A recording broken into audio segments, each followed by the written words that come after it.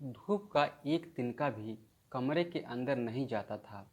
खिड़कियों पर चिपकी धूल, छत से लटकता हुआ एक टूटा पंखा और कोने में बैठी मीरा, वही मीरा जो कभी मोहल्ले की सबसे हंसमुख औरत हुआ करती थी, आज अपने ही साये से डरती है।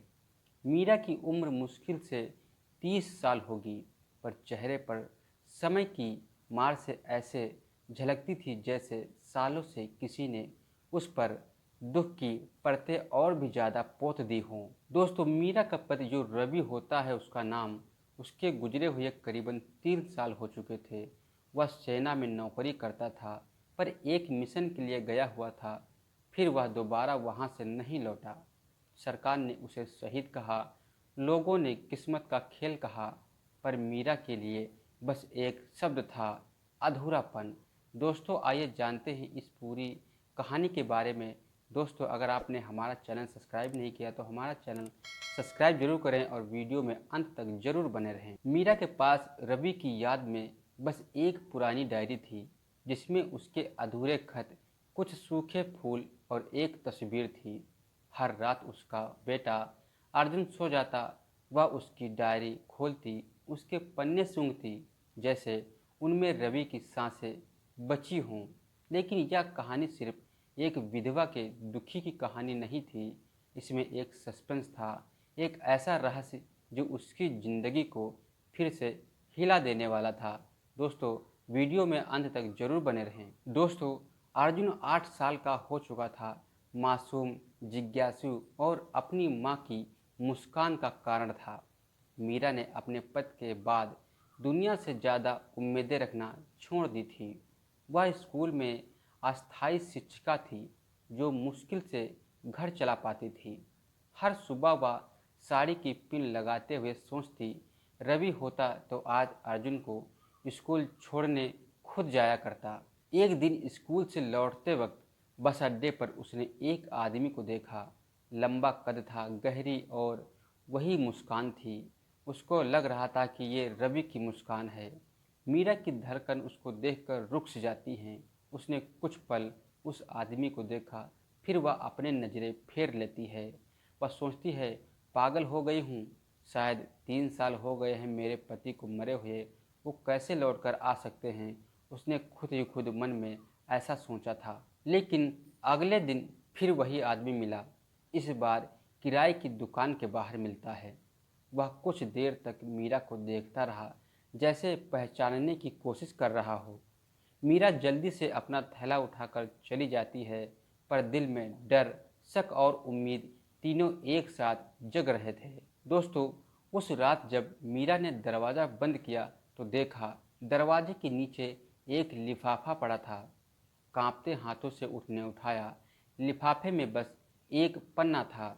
मीरा, अगर मैं कहूँ कि मैं जिंदा हूँ तो क्या तुम यकीन कर लोगी? मीरा जब यह पढ़ती है तो उसके पैरों तले से ज़मीन खिसक जाती है। उसने तुरंत बाहर जाकर देखा तो वहाँ उसे कोई नहीं दिखता है। उसका दिल ज़ोर ज़ोर से धड़क रहा था। ये कौन है, रवि या कोई मजाक हमसे कर रहा है? वह ऐसा मन ही मन में सोच रही थी। दोस्तों, सारी रात मीरा को नींद नहीं आई। सुबह होते ही उसने पुलिस स्टेशन जाकर शिकायत लिखवाई, पर इंस्पेक्टर ने बस इतना कहा, मैडम, शायद कोई मजाक कर रहा है, आजकल ऐसे फ्रॉड केस ज़्यादा ही बढ़ गए हैं। मीरा का मन नहीं माना। उसने तय किया कि वह खुद पता लगाएगी कि वो जो खत था वह किसने दिया था, उसके दरवाजे पर किसने डाला था। 3 दिन बाद वही आदमी फिर दिखा, इस बार अर्जुन के स्कूल के बाहर। मीरा दौड़ी और उसका रास्ता रोका। तुम कौन हो? मुझे क्यों पीछा कर रहे हो? हमारा क्यों पीछा कर रहे हो? ऐसा मीरा कहती है। वह आदमी मुस्कुराया। मीरा, तुम मुझे नहीं पहचानती? क्यों पहचानूं? कौन हो तुम? रवि, मैं हूँ रवि, ऐसा वह मीरा से कहता है। मीरा के हाथ से बैग गिर जाता है। उसकी आंखें भर आती हैं। झूठ बोल रहे हो, रवि मर चुका है। तुम कौन हो, सच सच बताओ। मीरा, मिशन के दौरान मेरी मौत की खबर झूठी थी। मुझे एक गुप्त ऑपरेशन के लिए भेजा गया था। वहाँ से लौटने तक सबको यही बताया गया था कि मैं शहीद हो गया हूँ। मैं तुम्हें बताना चाहता था, पर आदेशा था किसी को कुछ मत बताना, मैं आज़ाद हूँ, तुम्हारे पास लौट आया हूँ। मीरा को विश्वास ही नहीं हुआ। उसके पास सबूत थे, रवि की मौत के कागज़, सेना से मिला प्रमाण पत्र और वो ताबूत जिसमें झुलसा हुआ कोई और शव था। लेकिन उसकी आंखों के सामने खड़ा आदमी वही था, वही आवाज़, वही चाल और वही रवि था। उसने बस इतना कहा, अगर तुम सच कह रहे हो तो मेरे साथ चलो। रवि मुस्कुराया, जल्दी मत करो मीरा, मैं सब बताऊंगा, लेकिन पहले अर्जुन को कुछ मत बताना। और वह वहाँ से चला जाता है। दोस्तों, मीरा की दुनिया फिर से उलट आई थी। वह हर रात सोचती, अगर ये रवि है तो 3 साल तक कहाँ था, और अगर नहीं है तो वह कौन है जो मेरे पति की तरह दिखता है और सब कुछ जानता है। कुछ दिन बाद उसे एक पुराना नंबर मिला जिससे वह कभी रवि को कॉल करती थी। उसने कोशिश की और हैरानी की बात तब थी कि नंबर अब भी चालू था। उस पर वही आवाज़ थी, मीरा डरो मत, सब ठीक हो जाएगा। मीरा कहती है, कौन हो तुम? वो कहता है, तुम्हारा पति, मैं रवि हूँ। फोन तुरंत ही कट जाता है। मीरा के अगले ही दिन अपने पुराने दोस्त और रवि के साथी कैप्टन आदित्य से मिलने का निश्चय किया। जब उसने आदित्य को सब बताया तो वह सब सन्न रह गए। मीरा, रवि की मौत मैंने अपनी आंखों से देखी थी। उस रात जो बॉडी मिली थी वो रवि की ही थी, मैं पहचान सकता हूँ। मीरा का सिर घूम गया। फिर वो कौन है जो खुद को रवि कह रहा है, मेरा पति बता रहा है? दोस्तों, कुछ दिनों बाद अर्जुन को स्कूल से लौटते वक्त रास्ते में वही आदमी फिर मिल जाता है। उसने अर्जुन के सिर पर हाथ रखकर कहा, बेटा, अपनी माँ का ख्याल रखना। अर्जुन ने मुस्कुराते हुए पूछा, आपको मेरी माँ के बारे में कैसे पता? वह सब मुस्कुराकर और वहाँ से चला जाता है। शाम को मीरा ने देखा, दरवाजे के नीचे फिर एक लिफाफा पड़ा था। इस बार उसमें लिखा था, मीरा, मुझ पर भरोसा करो, जो आदमी मेरी मौत के झूठ के पीछे था वही तुम्हारे आसपास है, सावधान रहना। दोस्तों, मीरा ने चारों ओर देखा। डर के साए और गहरे हो गए थे। उसे लगा कोई उसे लगातार देख रहा है और उस पर नज़र रख रहा है। दोस्तों, एक रात जब वह स्कूल की कॉपियाँ जांच कर रही थी, अचानक बिजली चली गई थी। दरवाजे पर किसी के कदमों की आहट सुनाई देती है। वह उठी और पूछा, कौन है? कोई जवाब नहीं आता है। उसने टॉर्च जलाई। सामने वही आदमी खड़ा था। अब वही आदमी जो था वो कहता है कि अब सब सच बताने का समय आ गया है। वह ऐसा कहता है, कौन हो तुम? सच्चाई क्या है? मैं रवि नहीं हूँ, मेरा नाम है विक्रम। मैं रवि का साथी था। उसी मिशन में हम दोनों साथ में थे। रवि ने मरने से पहले मुझसे वादा लिया था कि मैं तुम्हें और अर्जुन को संभालूंगा। लेकिन जब लौटा तो देखा कि सबको रवि की मौत पर शक था। किसी ने जानबूझकर उस ऑपरेशन की सच्चाई छिपाई थी।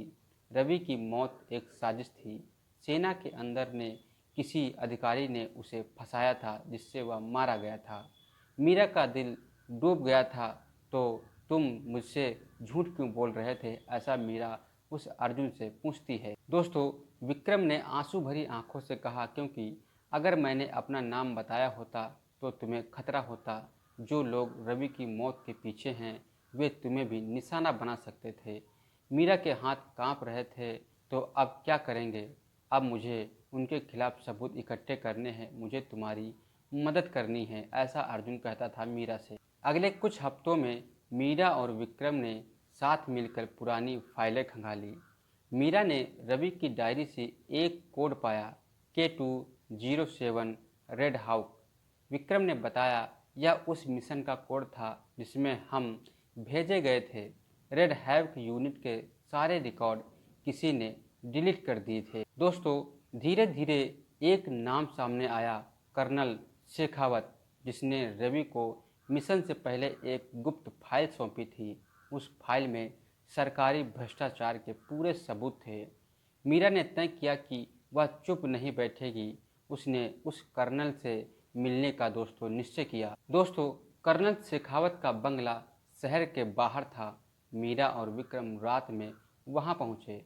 जब वे अंदर दाखिल हुए तभी कर्नल की आवाज़ आई, मीरा जी, उम्मीद थी आप आएंगी जरूर। वह मुस्कुराया। रवि ने सच्चाई जान ली थी, इसलिए उसे मारना पड़ा था। अब तुम भी वही गलती कर रहे हो।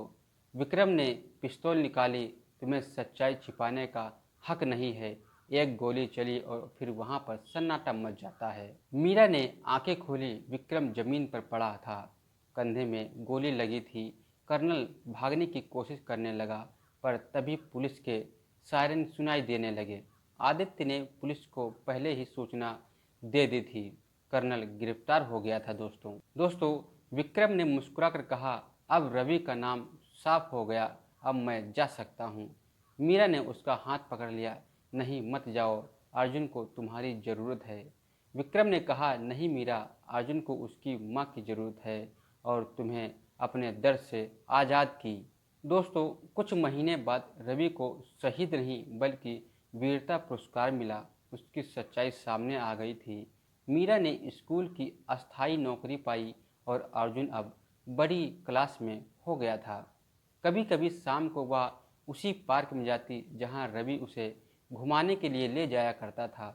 वहीं एक बेंच पर बैठी मीरा ने डायरी बंद की और आसमान की ओर देखा। रवि, अब मैं मुस्कुरा सकती हूँ क्योंकि तुम्हारा सफ़र अधूरा नहीं था। हवा चली जैसे किसी ने उसके गाल को हल्के से छुआ हो। दोस्तों, एक दिन डाकिया आया। मीरा जी, आपके नाम पर एक पार्सल आया हुआ है। अंदर एक पेन ड्राइव थी और एक चिट्ठी। मीरा, मैंने वो सबूत सुरक्षित रखे थे। अगर कभी फिर अंधेरा बढ़े तो इसे इस्तेमाल करना। मैं, विक्रम। मीरा मुस्कुराई और एक आंसू उसके गाल से फिसल गया था। अर्जुन ने पूछा, माँ, आप क्यों रो रही हो? मीरा ने कहा, ये खुशी के आंसू हैं बेटा, क्योंकि अब हमें डर नहीं लगता। दोस्तों, दूर आसमान में वह देखती है तो एक तारा टिमटिमा रहा था। शायद वही रवि था जो अब भी अपनी मीरा और अर्जुन पर नज़र रखे हुए था। दोस्तों, यह कहानी आपको कैसी लगी कमेंट में ज़रूर बताना। हमारी कहानी कौन से शहर से देख रहे हैं कमेंट में ज़रूर लिखें। मिलते दोस्तों हैं आपको किसी दूसरी वीडियो के साथ, तब तक के लिए